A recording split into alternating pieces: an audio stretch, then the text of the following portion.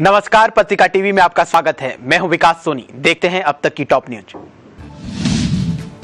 2012 में दिल्ली में हुए निर्भया रेप और मर्डर केस में रिहा हो चुका नाबालिग दोषी अब आतंकियों के संपर्क में है। इस दोषी को उम्र अब 21 साल हो चुकी है। इंटेलिजेंस ब्यूरो ने अपने एक नए अलर्ट में चेतावनी जारी कर कहा है कि नाबालिग दोषी आतंकियों के संपर्क में है। उत्तर प्रदेश के बदायूं में रह रहे इस निर्भया गैंगरेप के आरोपी के बारे में आईबी ने राज्य सरकार को सलाह दी है कि वे उस पर बारीकी से नजर रखें। ब्रेक्जिट के मुद्दे पर यूरोपीय संसद में जमकर हंगामा हुआ। ब्रिटेन के फैसले पर विचार के लिए ब्रसेल्स में यूरोपीय संघ की आपातकाल बैठक हुई थी। इस बैठक में लीव कैंपेन के अगुवा नाइजल फराज को देखकर यूरोपीय कमीशन के अध्यक्ष जयां क्लाउद भड़क गए। उन्होंने कहा कि आप तो ब्रिटेन को यूरोपीय संघ से बाहर निकालने के लिए उतावले थे, आप यहाँ किस लिए हैं? बहस इतनी बढ़ गई कि संसद सदस्यों का अपनी जुबान पर कंट्रोल नहीं रहा। एक अंग्रेजी अखबार की खबर के मुताबिक इस दौरान संसद के अध्यक्ष मार्टिन ने कई बार सदस्यों को अपने ऊपर कंट्रोल रखने की नसीहत दी। आने वाले सालों में आपको रेलवे स्टेशन विश्व स्तरीय मिलेंगे, जिनकी भव्य इमारतों में एयरपोर्ट जैसी सुविधाएं होगी। इन रेलवे स्टेशंस में helipads, executive launch, hotel, shopping malls भी होंगे। रेलवे स्टेशन में एयरपोर्ट्स की तर्ज पर ट्रेनों के आने के लिए अलग और ट्रेनों के जाने के लिए अलग टर्मिनल होंगे। देश भर के 400 स्टेशन के लिए भारत सरकार 100 करोड़ रुपए खर्च करने जा रही है। मोदी कैबिनेट की आज हुई एक अहम बैठक में 7वें वेतन आयोग की सिफारिशों को लागू करने का फैसला किया गया है। सूत्रों के अनुसार कैबिनेट ने 7वें वेतन आयोग की सिफारिशों से ज्यादा वेतनमान देने की मंजूरी दी है। वहीं बीजेपी प्रवक्ता शाहनवाज हुसैन की माने तो कर्मचारियों को 23% से अधिक की वेतन वृद्धि मिलने जा रही है। वेतन आयोग के अलग अलग बिंदुओं पर चर्चा हुई है।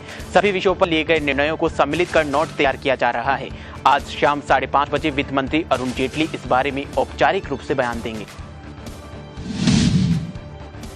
संसद के मानसून सत्र की घोषणा हो गई है। मानसून सत्र 18 जुलाई से 12 अगस्त तक होगा।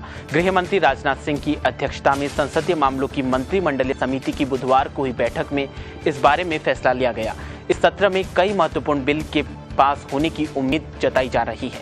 5 राज्यों के विधानसभा चुनाव नतीजों के बाद असम में ऐतिहासिक जीत और केरल और तमिलनाडु में उपस्थिति दर्ज कराने के बाद सत्तारूढ़ बीजेपी के हौसले बुलंद है।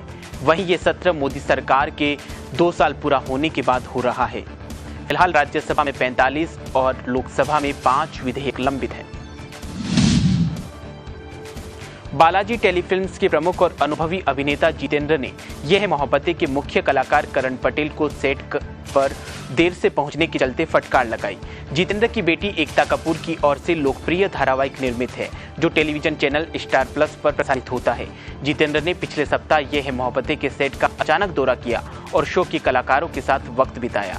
ये एक ऐसा पल था जब उन्होंने देखा कि करण के अनुपस्थिति के चलते शूट में देरी हुई है। शो में करण रमन का किरदार निभा रहे हैं।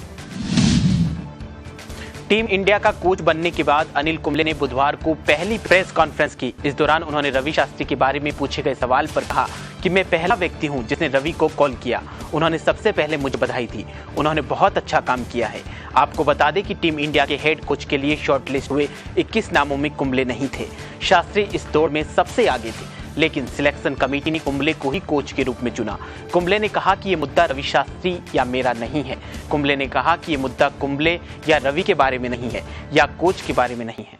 टॉप बुलेटिन में फिलहाल इतना ही। देश और प्रदेश की ताजा खबरों के लिए देखते रहिए पत्रिका टीवी। नमस्कार।